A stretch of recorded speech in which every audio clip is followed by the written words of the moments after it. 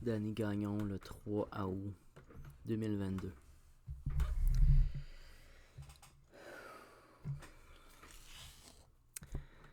La fulguration et la sublimation. C'est une histoire singulière que je vais vous raconter.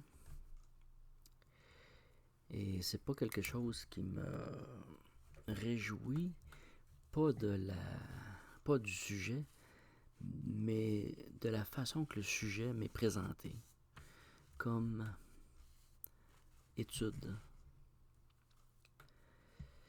Donc, on va commencer par le début de l'histoire. Avec ma fille, j'ai été chercher mon garçon à la garderie. Et sur le chemin, il y avait un oiseau sur le bord de la route mort qui a été frappé. Et j'ai cru reconnaître un oiseau qui n'était pas un goéland, il lui ressemblait beaucoup. Et j'ai été chercher mon garçon, j'ai passé tout droit. Et au chemin du retour, j'ai arrêté pour voir l'oiseau.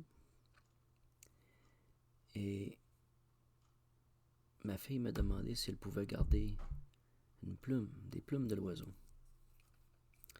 Fait que pour moi, c'était pas un problème parce que trouver une plume, c'est un cadeau de l'oiseau ou c'est un cadeau de la mère. De recevoir une plume, c'est bon signe, de façon générale, surtout quand elle est en bon état. Alors l'oiseau avait été décapité, à la limite presque tout démembré. Et donc, j'ai ramené l'oiseau et j'ai récupéré certaines choses. Quelques semaines plus tard, encore avec ma fille, j'observe un autre oiseau. Alors je vais porter ma fille chez son ami et au chemin du retour, je vais voir l'oiseau et l'oiseau est visiblement fracture de la queue, fracture des ailes, commotion, blessé assez sévèrement, avec rigidité morbide, rigidité cadavérique du dit oiseau. Donc j'ai gardé les plumes. Quelques semaines plus tard, avec ma fille encore, on observe un animal mort. Moi, je crois que c'est un raton laveur. Puis elle, pour elle, elle a plus observé peut-être un autre oiseau. Alors, on va faire nos commissions, on en revient, l'oiseau est encore là.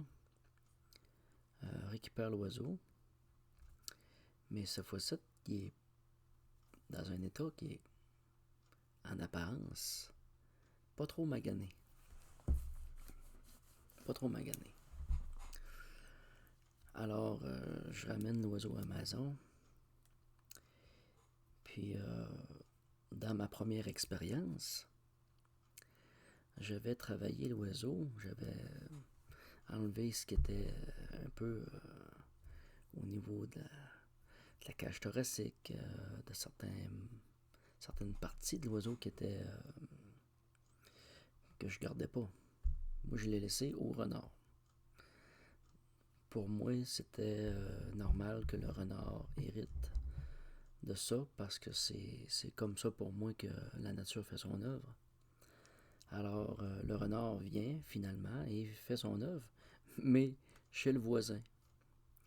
Alors, le voisin, il voit les plumes, puis il pense que le renard est venu manger une poule sur son terrain. Fait que finalement, je vais voir c'est quoi, puis là, je me rends compte que c'est l'oiseau que j'avais mis moi-même sur mon terrain, mais que le renard avait charrié sur le terrain du voisin.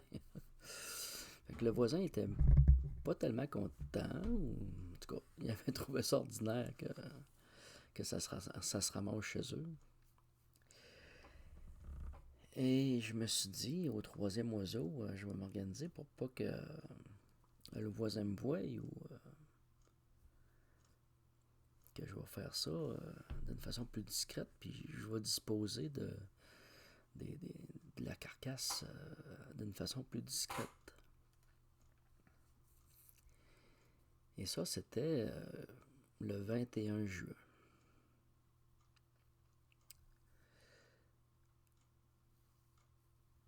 Un dimanche, je crois.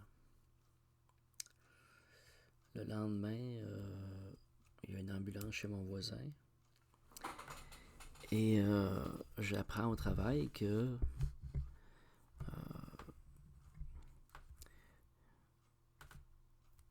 qui est parti en ambulance, puis il est rendu à Québec.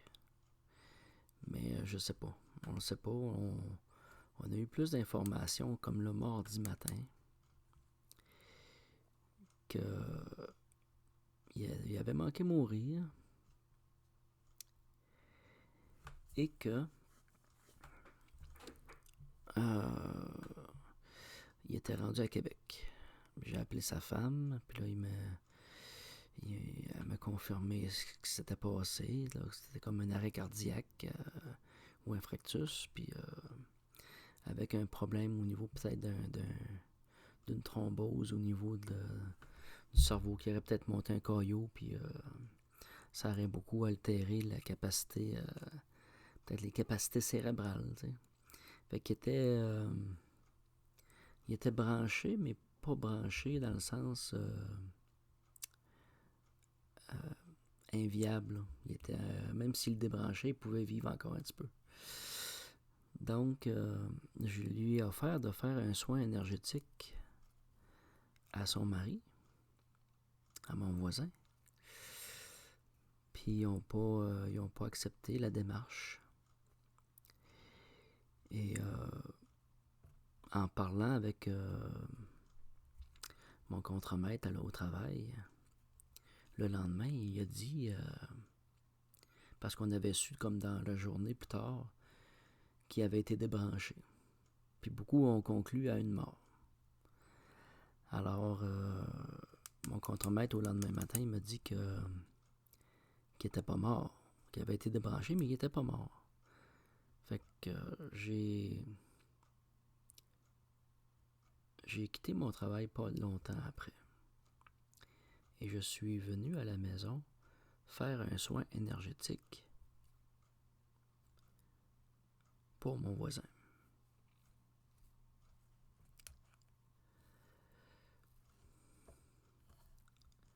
Ça, c'est le 22, puis on est rendu au 23.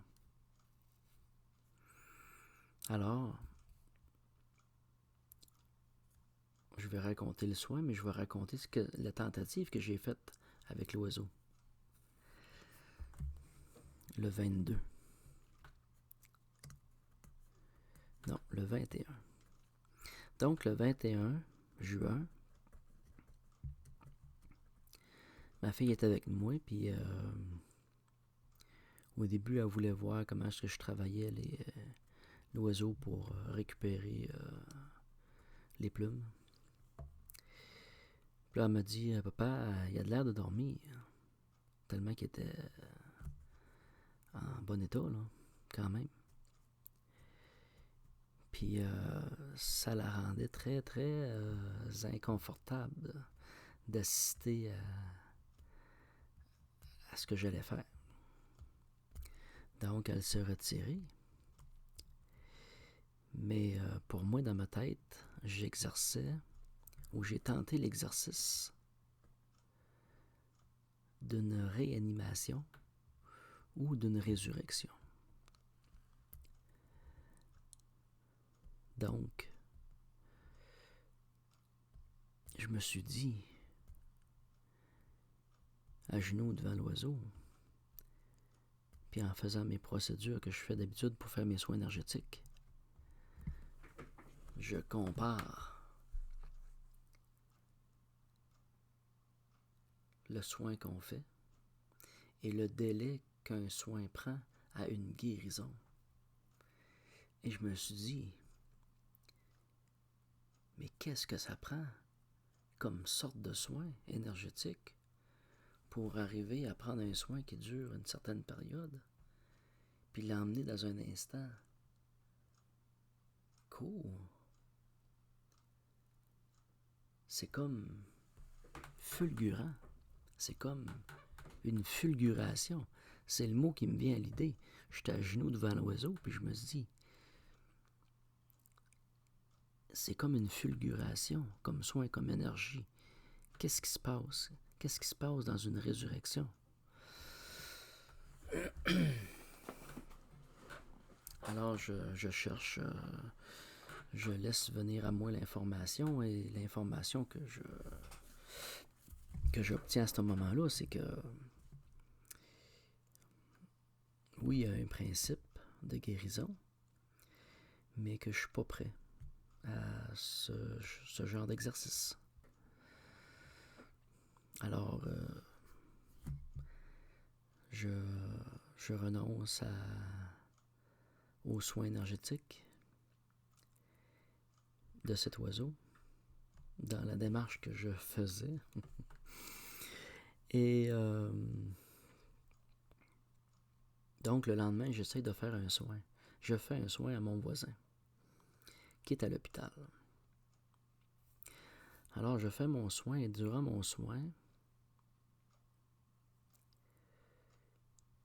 dans ce moment-là, c'est particulier, on est le 23, je nettoie mes lieux, je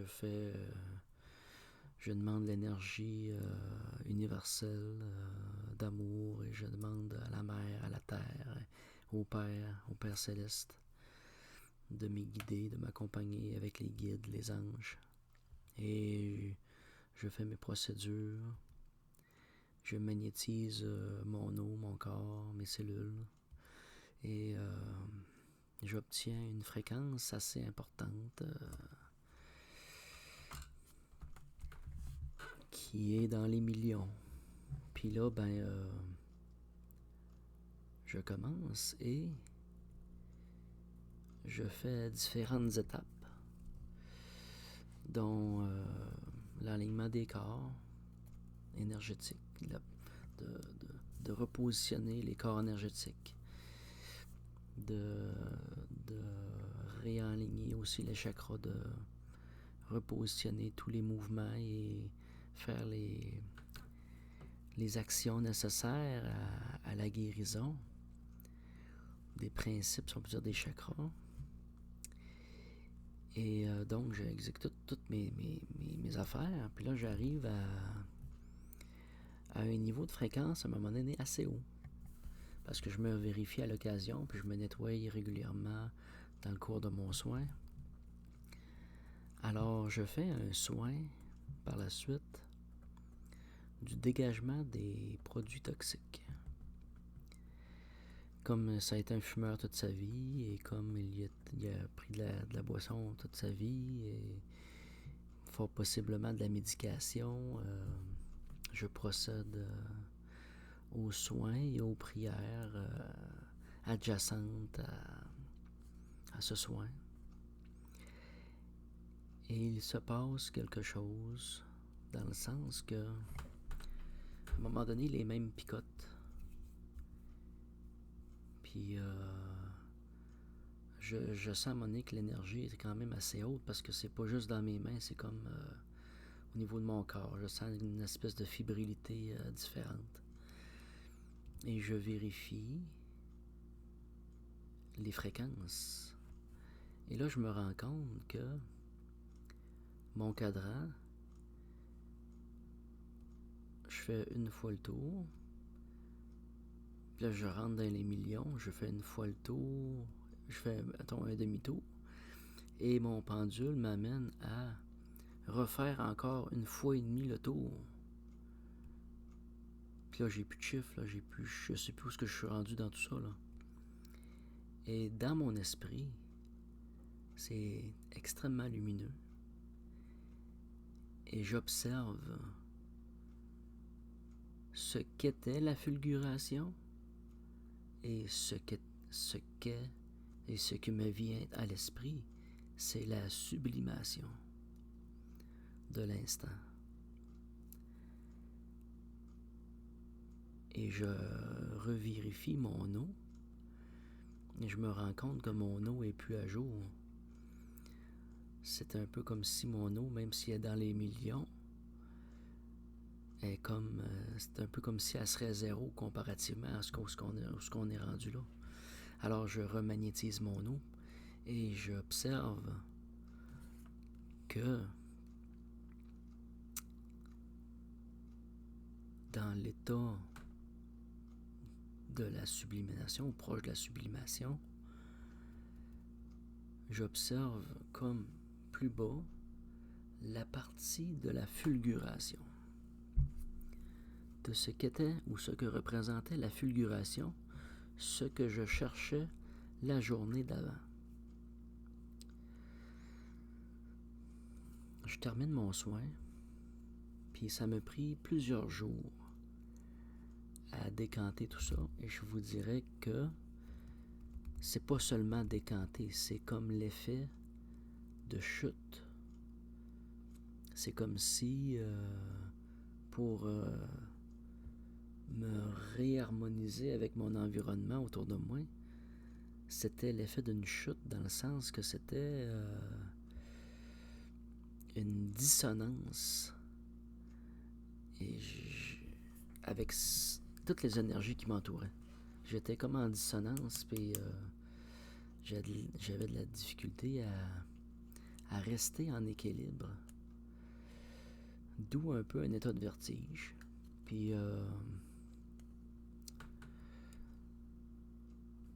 j'ai fini par revenir à un état plus stable. Donc, ma voisine revient 2 jours après. Puis dans ma tête, pour moi, Michel, il est peut-être pas fort, il est peut-être pas mort. Fait que Michel, je vais voir sa femme. Et elle me dit que Michel est décédé. Ils l'ont débranché et il est décédé. Mais il est décédé le 22 au soir. Et non le 23. J'ai donc pratiqué un soin énergétique à une personne qui est, de façon clinique actuelle de la société, un mort. Mais pour moi, quand j'ai fait la vérification, c'était pas une personne qui était morte encore. C'était une personne qui avait des troubles physiques. Il y avait une partie de lui qui était de façon importante affectée. Mais il y avait une partie de lui qui était encore vivante et là. Donc, j'ai pratiqué un soin. Parce qu'il faut demander l'autorisation. Étant donné que je n'avais pas eu l'autorisation de sa femme, ce que je me suis rendu compte, c'est que j'ai pas besoin de l'autorisation de sa femme si elle n'est pas dans une ouverture d'esprit à ça. Parce que moi, quand je posais la question à Michel et aux énergies, mon voisin, la réponse était oui, on accepte le soin. Et j'ai compris que dans une certaine circonstance, c'est un peu comme être sur le bord d'une rivière et voir quelqu'un qui se noie. T'es tous des adultes, on est tous des adultes sur le bord de la rive, là, puis on est tous capables de prendre des décisions. Puis c'est pas qu'une question de famille, là, de prendre une décision. Là. C'est à savoir c'est qui va être prêt à sauter à l'eau pour aller chercher le corps, puis aller chercher la personne, puis d'essayer de le sauver. Fait que pour moi, c'était le même état, l'idée d'aller sauter, puis d'être en réaction, dans l'action.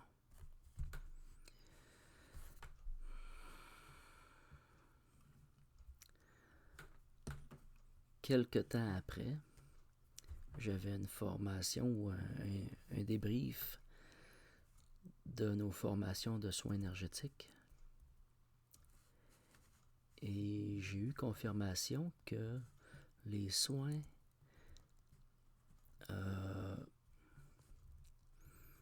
des produits toxiques sont exécutés par l'ange lui-même. Ce sont les anges ou les archanges qui se présentent pour exécuter le soin du corps physique, parce qu'il paraît que c'est quelque chose qui est beaucoup plus demandant ou plus différent. Peut-être en conséquence de ça. Alors, le soin que j'ai fait a été accepté comme étant correct, que dans l'état des choses, c'était correct de le pratiquer, que j'avais procédé de façon correcte, et que, comment je pourrais dire ça, par contre, si ça serait à refaire ou si on aurait à pratiquer un soin sur une personne décédée, c'est interdit en conséquence du karma. Il est important que les soins se pratiquent aux personnes vivantes. C'est une discipline, une partie de la discipline. C'est très très important de rester dans cette voie-là, de respecter ça. Donc, j'ai comme fait une action qui était singulière, que je vous dirais que je me suis trouvé à être dans une zone grise. Comme si j'aurais été placé dans une zone grise. Puis c'est là que ça devient agaçant, parce que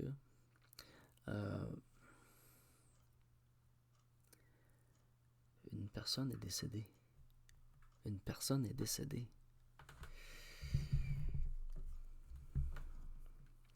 Bon. Alors,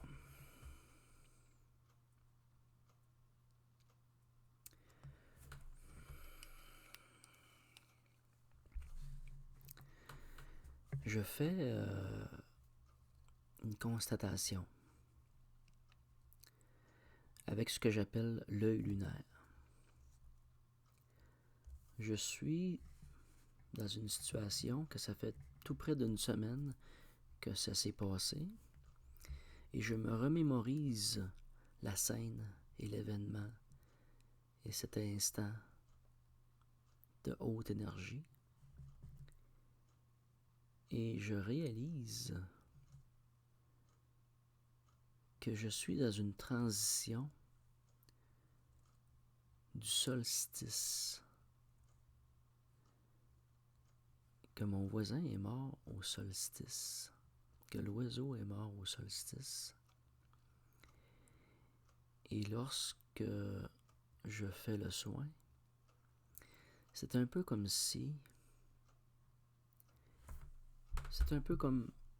le matin et le soir. Tu arrives au matin, il y a une porte qui se rouvre puis une porte qui ferme. Mais au solstice, c'est la même chose. Il y a une porte qui rouvre puis il y a une porte qui ferme. C'est un ange ou un archange prend la place de l'autre. Mais dans l'ouverture des portes, c'est deux anges, deux archanges qui sont présents dans l'instant.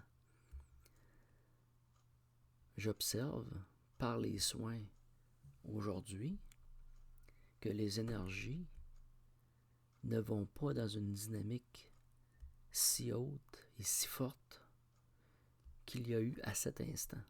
J'observe que le soin a été singulier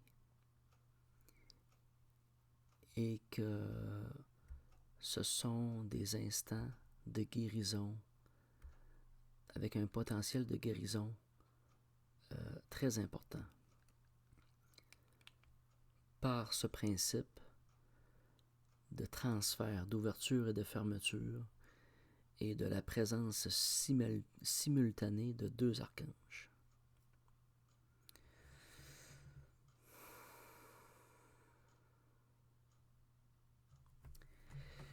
Alors,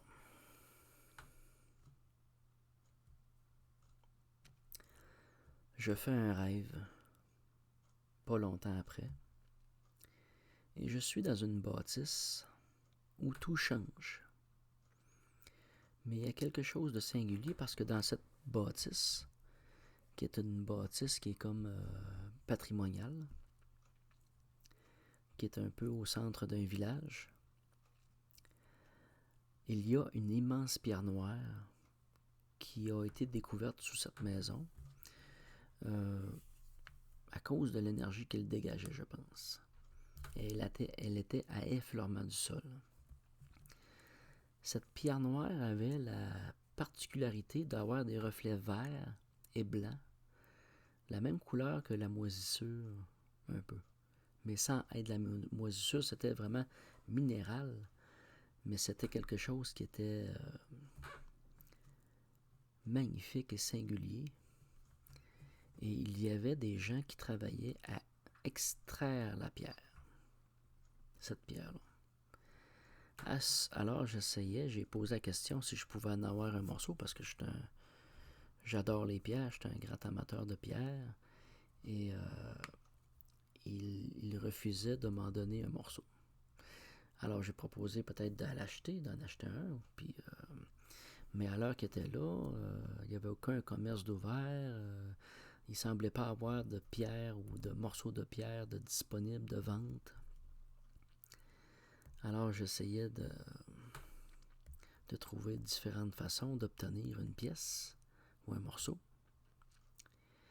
Et ce qui était particulier, c'est que c'était des gens qui étaient habillés avec du linge neuf, des habits avec leur identification, des casques. Puis ils avaient une espèce de foreuse ou de machine pour granuler la pierre.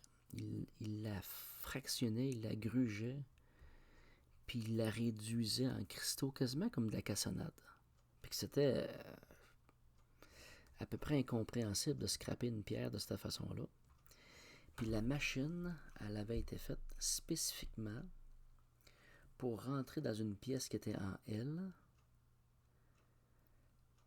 Puis c'était flambant neuf. C'était tout flambant neuf, de la peinture neuve, vert, rouge et stainless un peu dans ces couleurs-là. Les vêtements des gars, c'était pareil. Puis il faisait partie d'une compagnie minière inconnue, plutôt obscure. Et donc, j'ai pas réussi à obtenir un fragment de pierre. Et là, j'ai été amené à me déplacer dans la bâtisse pour trouver des gens peut-être pour m'aider. Puis finalement, je rentre dans un lieu qui ressemble à une espèce de grand dépanneur ancien qui aurait été comme anciennement un magasin général où il y avait toutes les fournitures. Puis dans ce magasin général-là, il y avait vraiment des pièces, des antiquités.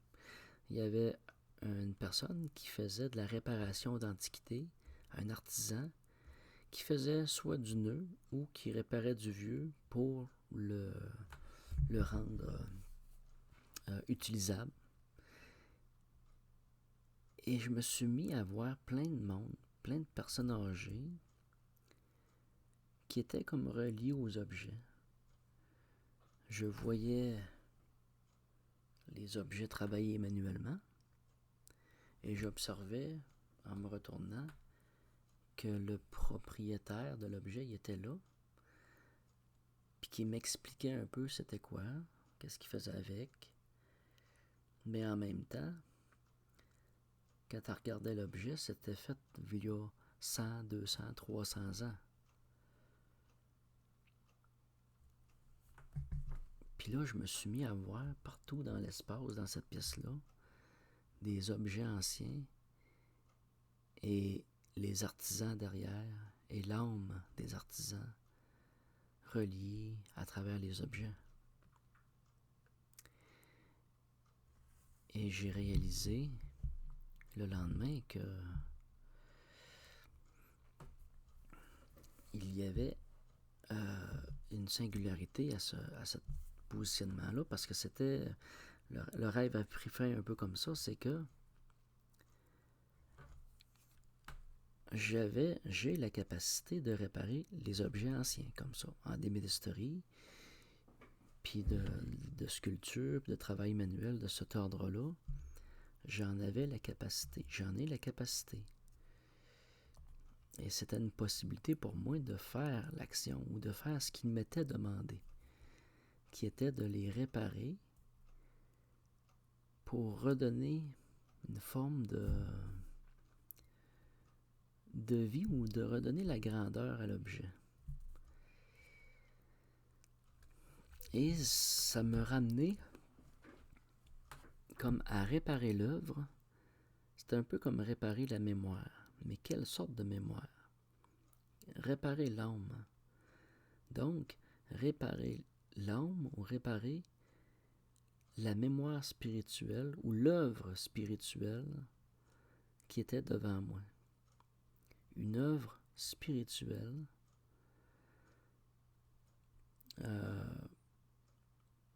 et non de porter un soin à la personne. Donc, ne pas soigner la personne, mais l'œuvre. Et si on parle d'œuvre spirituelle, on parle d'écrit spirituel. Alors, j'observe les lectures spirituelles que je fais et les observations que je fais et les découvertes aussi que je fais, des vérités et des mensonges que j'observe à travers un peu les façons de voir les choses et des mensonges souvent qui sont rajoutés ou qui sont juste là pour troubler le message lui-même et le déformer. Alors il y a des messages spirituels des fois qui sont longs comme ça, puis en vérité ils se résumeraient en quelques mots. En quelques mots, la vérité est là. Alors qu'elle a été modifiée, maquillée. C'est un peu l'interprétation que je fais du rêve et de la suite de cet enseignement-là.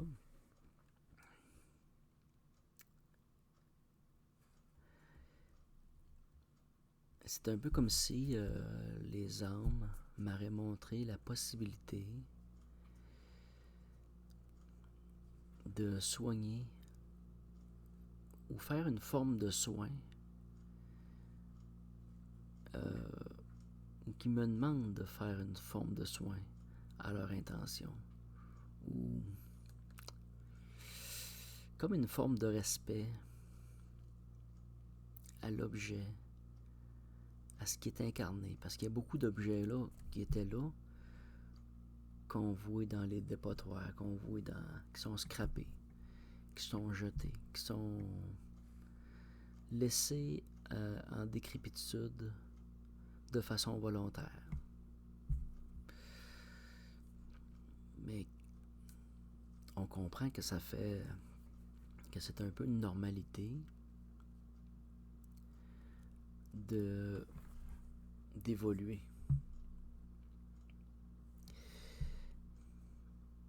Mais la vérité, c'est que c'est un peu comme si cette tradition-là, ou ces objets de tradition,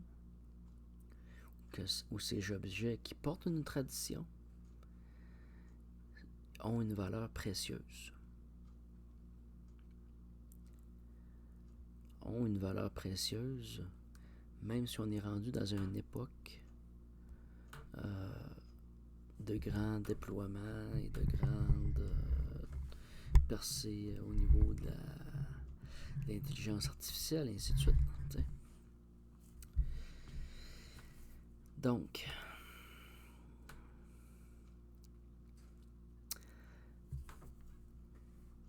il m'arrive 2 autres situations singulières.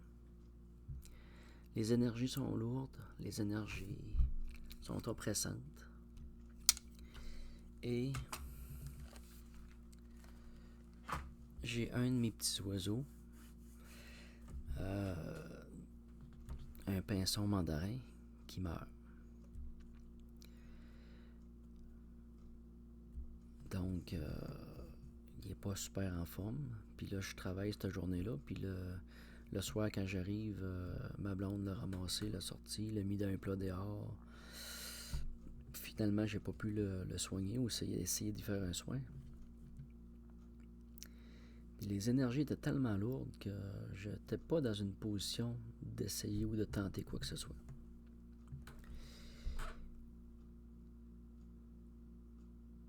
Et je vois entre-temps, parce que j'avais posé des questions sur Isis et sur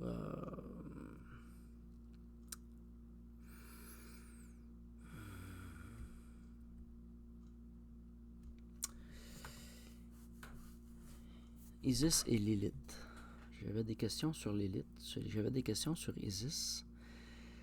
Mais sur Isis, j'étais resté comme sans réponse un peu. J'ai donc trouvé la Nouvelle Acropole France. C'est nouveau depuis à peu près 1 an et demi. Et sur Nouvelle Acropole France, donc, je trouve des informations sur les mystères d'Isis, les mystères d'Osiris, les mystères de l'Égypte antique, puis la médecine égyptienne. Et je fais plusieurs lectures et je me rends compte que j'étais un peu comme complètement dans la ligne ou complètement dans la dynamique des mystères d'Isis avec le principe ou la volonté de résurrection. Puis je regarde toutes les vidéos que j'ai faites précédentes et je m'observe à la limite comme si je serais dans les mystères d'Isis ou enseigné ou guidé ou suivi. Et j'étais un peu sur le choc, un peu sur le cul de tout ça. Et je prends un peu de recul parce que là, il y a des cadeaux qui me sont faits, puis en même temps des cadeaux que quelque part, quand la mort est impliquée, ou des enseignements, que ça devient, je dirais à la limite inacceptable, comme enseignement. Parce qu'on parle de vie. Tu sais, j'ai dit à plusieurs reprises que la mort m'enseignait la vie, mais je trouve que l'exercice présent est un peu trop au pied de la lettre, de façon assez importante. Alors j'observe donc les mystères d'Isis et un peu toutes les vidéos qui entourent tout ça. Et j'observe aussi que Isis est indissociable d'Osiris et qu'ils ne font qu'un, autant dans la matière que dans l'immatériel. Ils sont à eux deux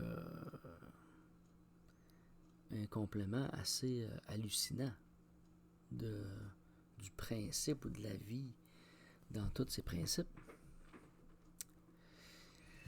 Alors,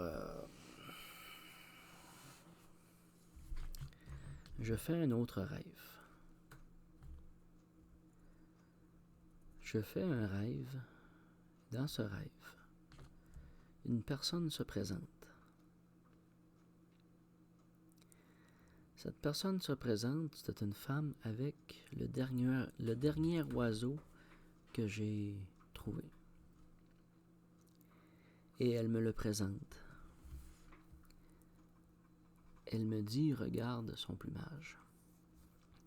Et l'oiseau déploie ses ailes. Et j'observe le sublime. Et elle me le dit, regarde, ses plumes, c'est son expression sublime. Les plumes de l'oiseau sont la sublimation de son être, l'expression sublime de son être dans la matière. Et elle me laisse sur cette pensée. Et j'observe dans mon esprit tous les oiseaux. J'observe non seulement leur plumage, mais l'attitude qu'ils ont à être sublimes dans leur façon de voler, ou que ce soit dans leur cours, dans le sens de leur cours nuptial, d'être sublime. Et j'observe le papillon et j'observe la fulguration et la sublimation. J'observe la fulguration avant que l'ange n'arrive. Nous observons la fulguration des ailes qui se rouvrent. Nous ressentons la fulguration de l'ange. Et par la suite vient la sublimation de nos êtres par la sublimation de la présence de l'ange. Et j'observe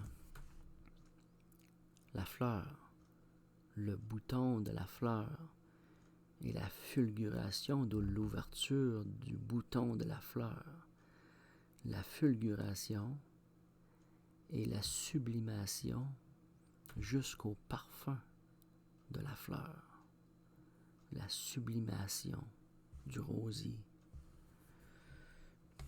Et j'observe la sublimation ou la fulguration et la sublimation du printemps, l'acte de fulgurant de la graine qui germe, du blé qui germe, de toutes les graines, de toutes les fleurs qui percent la neige,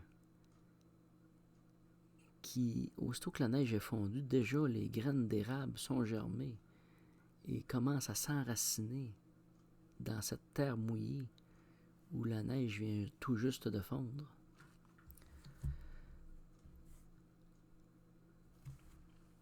À travers les végétaux, on observe la fulguration et la sublimation. Et ça va plus loin que ça.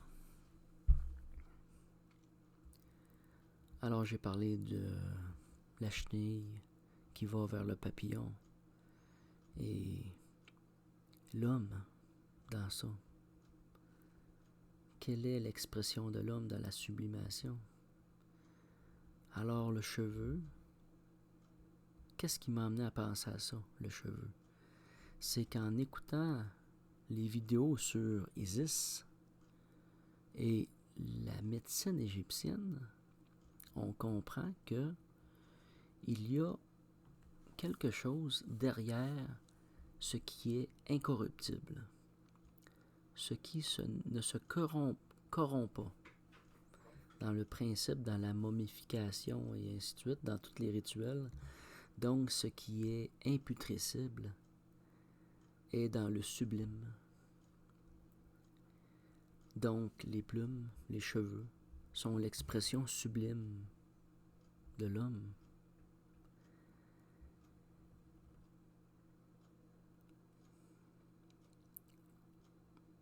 Dans non seulement son expression, mais dans sa vitalité. J'ai déjà parlé de cet aspect-là, c'était dans le corps émotionnel. Que le corps émotionnel qui sort du donjon va revenir à la surface de la peau. Et tous nos poils vont s'hérisser, tous nos poils vont réagir, on va avoir des frissons et tous nos poils vont être dans un état sublimé de vitalité. Il y a à travers la pilosité, les cheveux, l'expression du sublime. Je vous donne un exemple. Le chant. Le chant va nous rentrer dans un état de sublimation, va nous faire frissonner, principalement par les autres qui chantent et non par nous-mêmes. C'est assez rare qu'on se fait auto...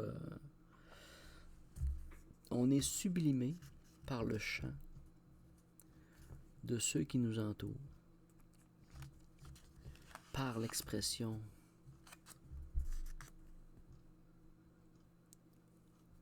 qui est hors de l'ego.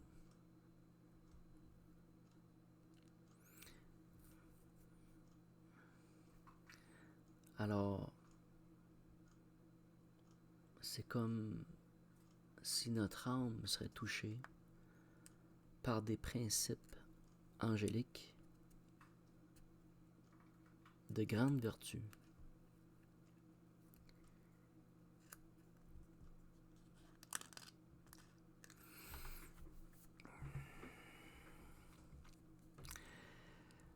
Alors, j'observe autour de moi le sublime et j'observe des personnes. J'ai observé la vidéo d'une personne dénommée Antoine.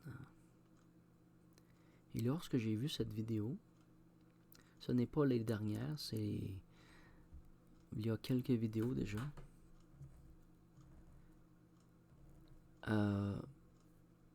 J'observe la fulguration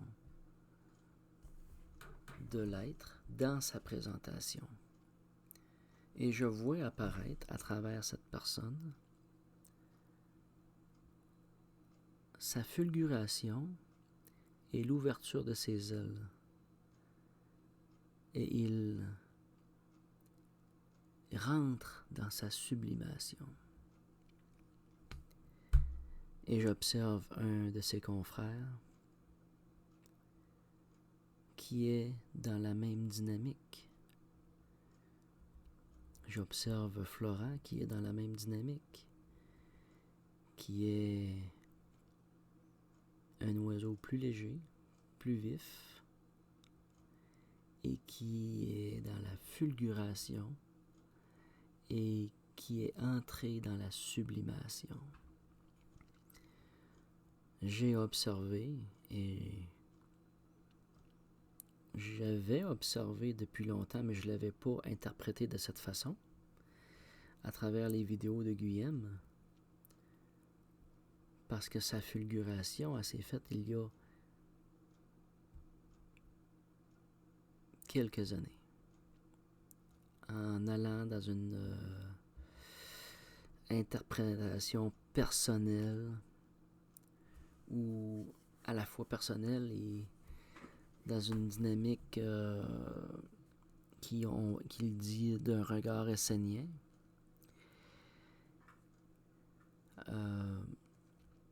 Mais on observe à travers ses mots, ses actions, sa couleur. Il teinte légèrement l'information. L'information qu'il transmet est d'une très grande pureté. Mais déjà, depuis quand même assez longtemps, on observe la fulguration et son côté de sublimation à travers les vidéos qu'il a faites. Il y en a plusieurs. Alors, aujourd'hui, présentement, il y a quelques jours, j'ai observé des vidéos sublimes, des présentations sublimes.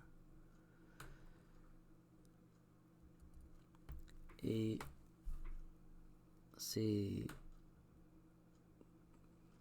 je vous dirais que la dernière vidéo d'Antoine et de Florent, j'ai eu les larmes aux yeux. Et sans mots, autrement que sublimation. J'ai trouvé ça fantastique. Fantastique de voir ce qui est exalté devant nos yeux.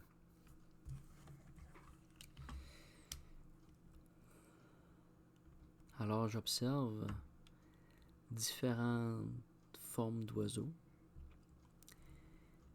et j'ai observé de façon particulière un oiseau qui parle beaucoup de tradition. Et à travers ces mots, j'ai observé la tradition comme étant un peu comme un miroir qu'on place, comme si on serait dans une voiture. Et nous regardons toujours vers l'avant, vers la destinée.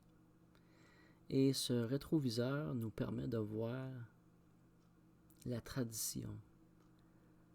La tradition vivante qui est à la fois derrière nous et qui est à la fois devant nous, qui est à la fois présente et qui se matérialise dans le mouvement. Alors j'observe la tradition qui est derrière comme étant un squelette, parce qu'il est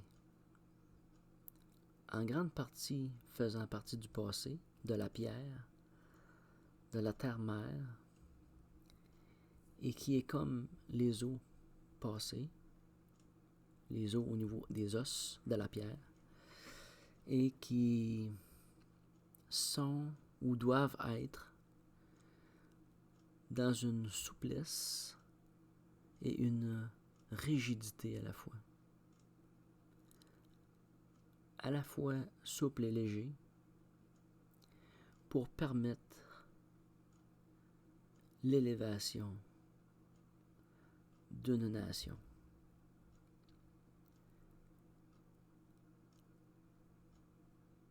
J'observe, ou j'ai observé, et on peut l'observer chez plusieurs personnes autour de nous, c'est la lenteur. La lenteur de l'ouverture des ailes. La lenteur de l'ouverture des ailes nous permet de présumer de la grandeur. Parce que ce qui est grand demande du temps à se déployer. Alors,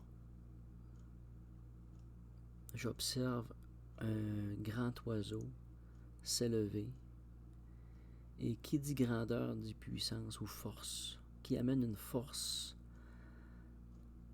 Et ce qui permet cette force, c'est toutes les plumes qui le composent, tous les esprits qui le composent, pour permettre cette puissance et toute cette ossature, cette tradition est destinée de lumière.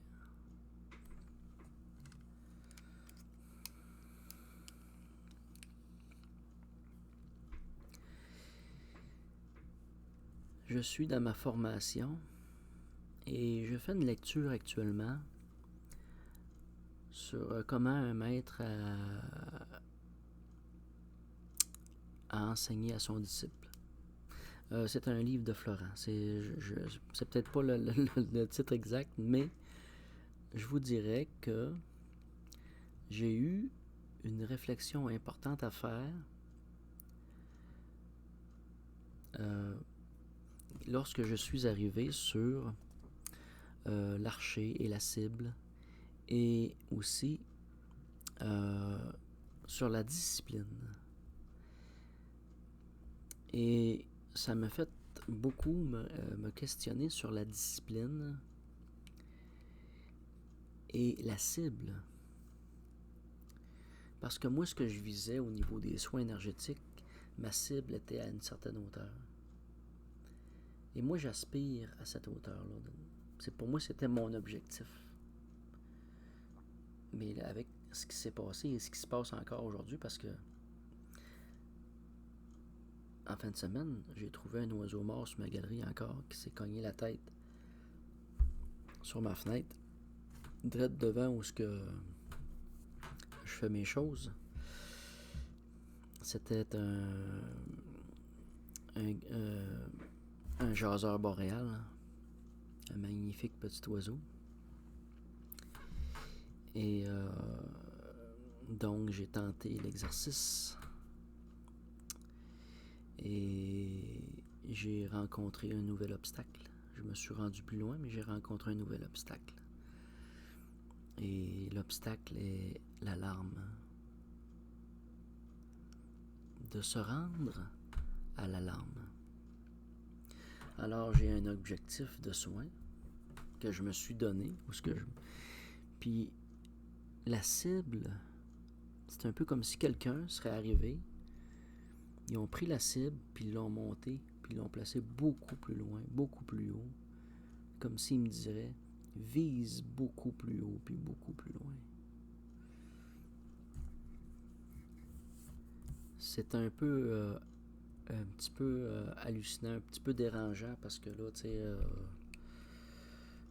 puis là, ce que j'observe, c'est que viser si haut, viser si loin, finalement, m'apprend le parcours de la flèche, m'apprend le parcours des soins énergétiques, le parcours absolu d'un soin énergétique dans toute sa grandeur. Moi qui voulais rester comme y aller avec un certain rythme, on me donne un certain rythme plutôt. Puis je trouve ça assez singulier. Ah là là. Donc j'observe une nouvelle cible. Entre-temps, je fais des soins réguliers, à ma mesure, en espérant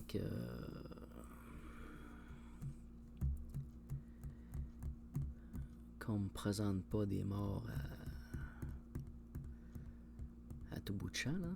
C'est pas, j'ai aucunement l'intention de faire des tests de résurrection d'une façon régulière, là. C'est pas, c'est un peu singulier. J'apprends au travers de tout ça. J'apprends à travers les soins. Puis je vous partage